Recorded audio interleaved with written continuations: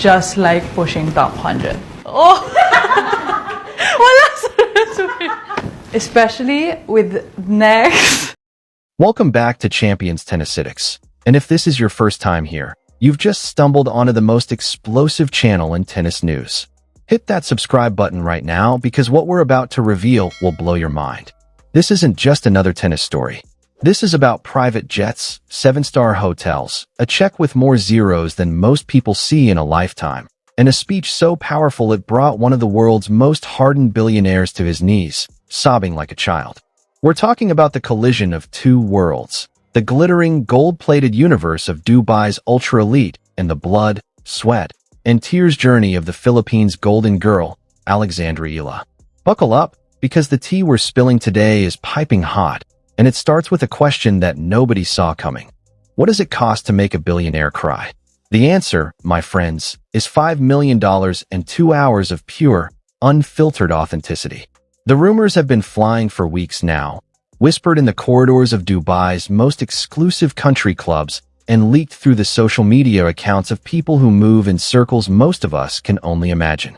But today, we finally have the full story of what might be the most extravagant birthday invitation in the history of professional sports. Picture this scene. A private Gulfstream jet sitting on a Manila tarmac, engines humming, champagne on ice, waiting for one passenger. A penthouse suite at the Burj Al Arab, the world's only 7-star hotel, prepared with rose petals and luxury that would make royalty jealous. And at the center of it all, a simple request that came with a price tag of $5 million. The request? Just show up, smile for some photos, and help cut a birthday cake. Sounds easy, right? But what actually happened at that party has turned this from a story about obscene wealth into something far more profound, far more human, and infinitely more viral. Let's start at the beginning, because to understand why this happened, you need to know about the man who made it happen. Sheikh Ahmed Al Maktoum is not just rich. Rich is what we call celebrities with a few million in the bank. The sheikh is wealthy on a level that defies normal comprehension. We're talking about oil money, the kind of generational wealth that builds cities and moves markets. His car collection alone could fund a small nation's economy. We're talking about vehicles that have never seen public roads, Bugattis and Ferraris that sit in climate-controlled garages like museum pieces. His yachts make the ones you see in Monaco look like fishing boats. The man has a private zoo, for crying out loud.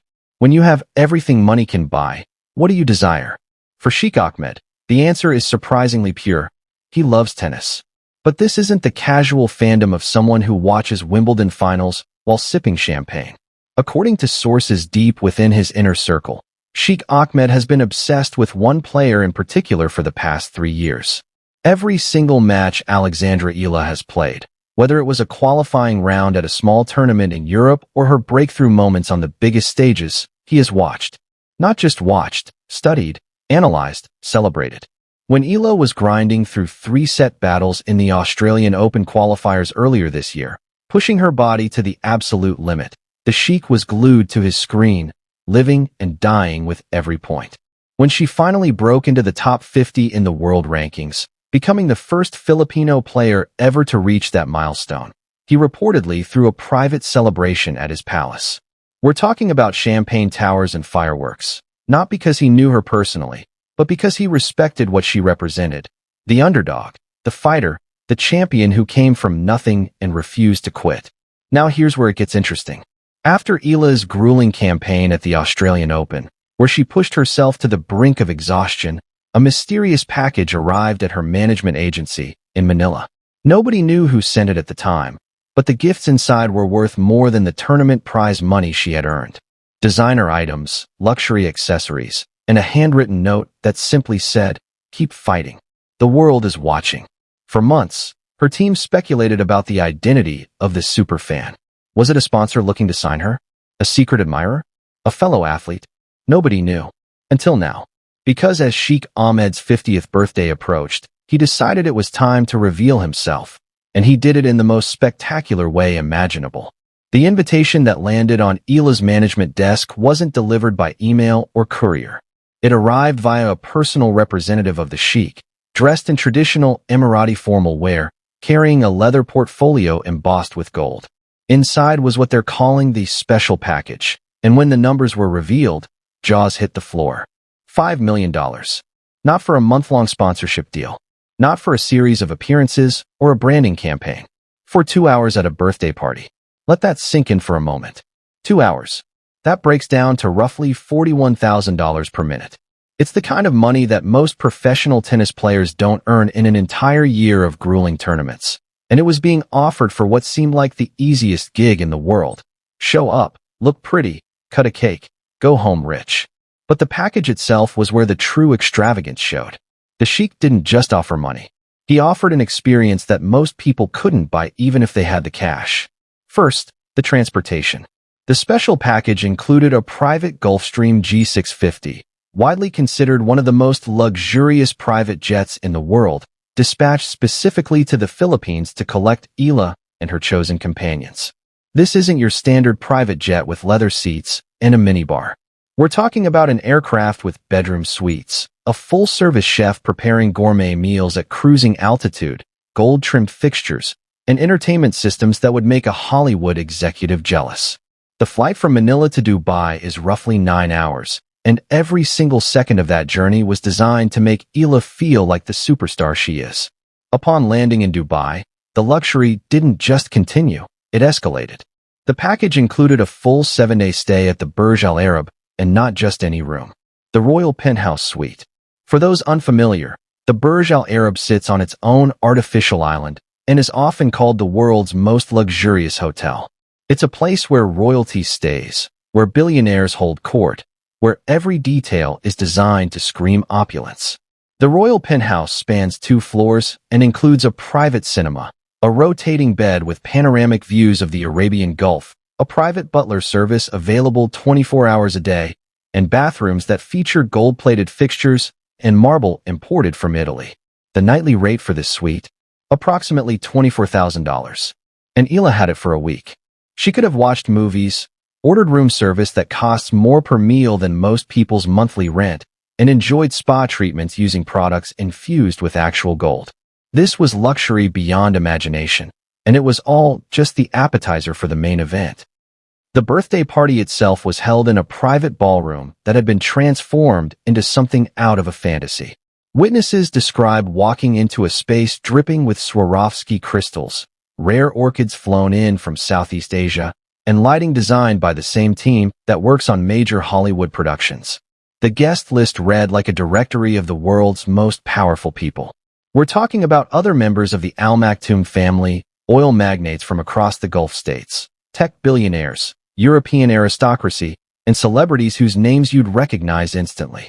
And in the middle of it all, standing next to Sheikh Ahmed as his guest of honor, was 20-year-old Alex Eala from Quezon City, Philippines.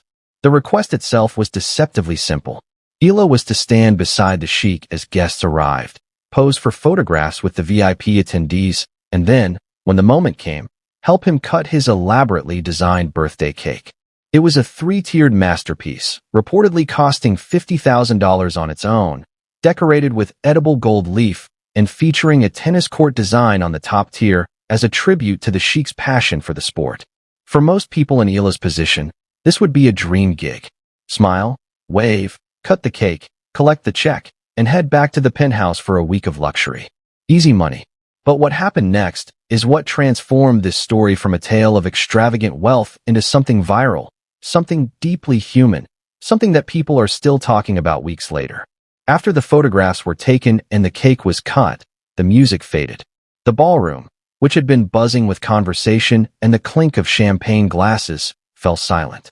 Alex Eala was handed a microphone. Most athletes in her position would have offered a generic birthday message, thanked the host for the incredible hospitality, maybe made a joke about the luxury they'd been enjoying, and called it a night.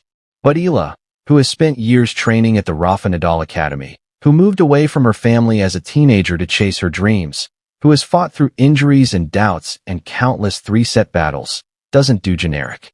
She doesn't do surface level. When she speaks from the soul. According to multiple witnesses who were in that ballroom, Eala began by thanking the Sheikh not for the money or the luxury, but for something more valuable, his belief in her. She spoke about what it means to be a champion, not just on the tennis court, but in life. She talked about the responsibility that comes with influence and power, about how the greatest champions use their platforms to lift others up. She spoke about the lonely hours on practice courts, the moments of doubt when injuries threatened to end her career before it truly began, the times when she wanted to quit but couldn't because she knew there were people believing in her. People like the young girls in the Philippines who see her as proof that dreams aren't just for the privileged. People like the Sheik, who despite having everything, chose to invest his time and resources into supporting an athlete who represents the beautiful struggle of rising from nothing. But then Eala said something that cut through all the glamour and wealth in that room. She looked directly at Sheikh Ahmed and said that true champions aren't defined by their trophies or their rankings or their bank accounts. True champions are defined by their hearts, by their willingness to support others, by their understanding that success means nothing if it's not shared. She thanked him for being that kind of champion, for using his resources to support athletes who are still fighting their way up, rather than just collecting autographs from those who have already made it.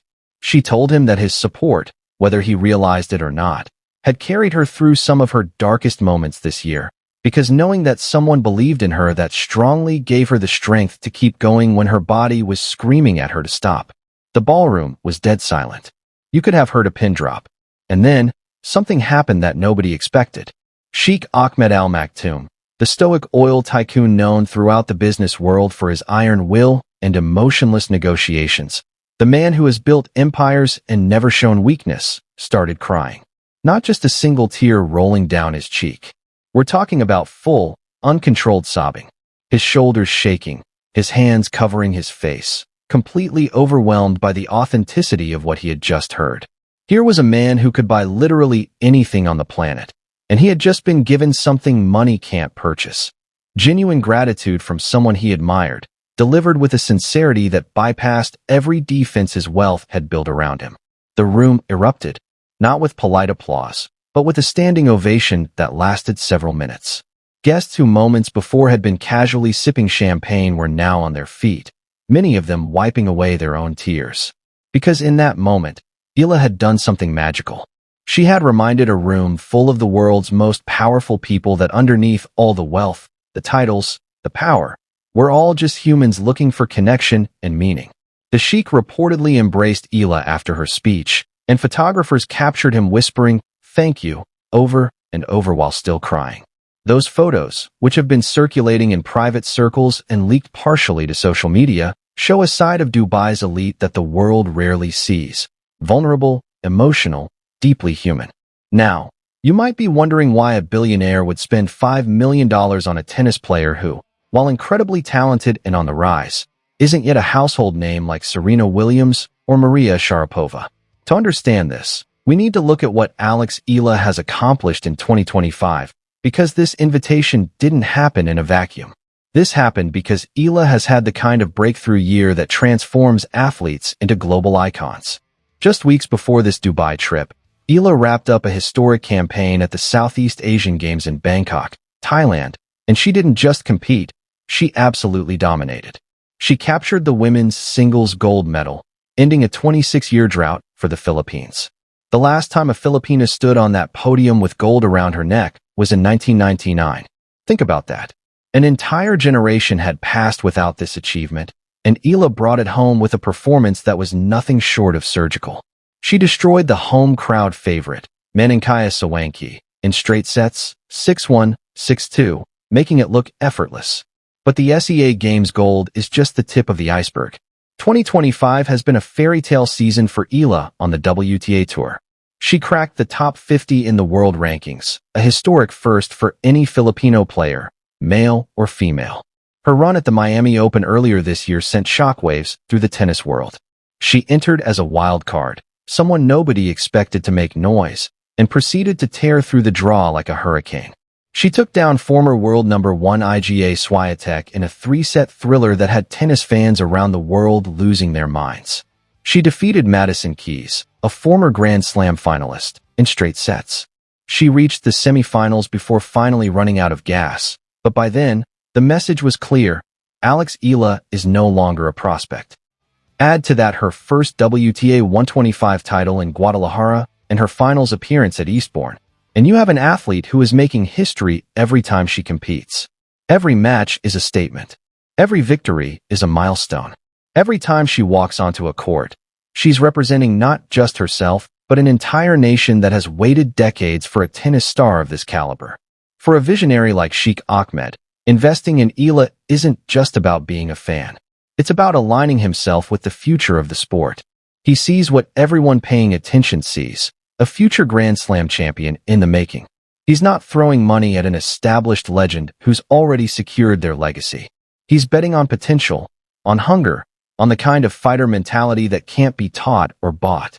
This story also highlights a fascinating trend that's been developing in the Middle East. Saudi Arabia and the UAE have been pouring billions into sports, particularly tennis. They're bringing in top tournaments, building world-class academies, and trying to position themselves as the new frontier of global tennis. But usually, these investments come in the form of tournament sponsorships or facility development. This is different. This is personal. A $5 million birthday invitation isn't about business. It's about passion. It signals that Eala has transcended the category of athlete and entered the realm of global icon. She's no longer just the pride of the Philippines. She's becoming a name that resonates in the luxury markets of Dubai, in the boardrooms of multinational corporations, in the conversations of people who have the resources to turn admiration into action. The Eala effect, as fans are now calling it, is spreading like wildfire across social media. When news of this $5 million package leaked, the internet exploded. Twitter, Instagram, TikTok, every platform lit up with reactions. Some fans are calling it the ultimate simp move by the Sheikh, though that seems like a shallow reading of what actually happened. Others are praising him for supporting women's tennis in such a tangible, generous way. One viral tweet read, "Alex Eala getting $5 million to cut a cake is the level of success I aspire to. Absolute queen behavior." Another comment that gained massive traction said, "The Sheikh crying at her speech proves that Alex Eala is humble even when she's dripping in luxury. That's exactly why we love her. She's never forgotten where she came from."